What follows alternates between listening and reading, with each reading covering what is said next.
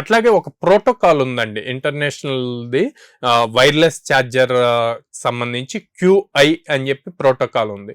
ఈ protocol use చేసుకొని ఈ వైర్లెస్ ఛార్జర్స్ ఏదైతే బిల్డ్ చేస్తున్నారో వీళ్ళు దీంట్లో ఎంత కెపాసిటీ ఉండాలి, సో ఎంతవరకు పవర్ ట్రాన్స్మిట్ చేయగలరు, ఎంత వాటేజ్ యూజ్ చేయాలి అని చెప్పి చూస్తారు. ఎందుకు అంటే రీసెంట్గా మీరు చూస్తే మనకి ఫ్లైట్స్లో ఈ power banks, wireless chargers power banks వల్ల ఫైర్ యాక్సిడెంట్స్ ఎక్కువ అవుతున్నాయి అనమాట ఫ్లైట్స్లో.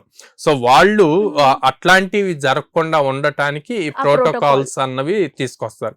ఆ ప్రోటోకాల్స్ని ఫాలో అవుతూనే ఇట్లాంటివన్నీ బిల్డ్ చేస్తూ ఉంటారు. ఇప్పుడు టెక్నాలజీ మళ్ళీ చేంజ్ అయ్యి వైర్లెస్ ఛార్జర్స్ వచ్చాయి. సో ఇది కూడా 10,000 mAh ఉంటుంది.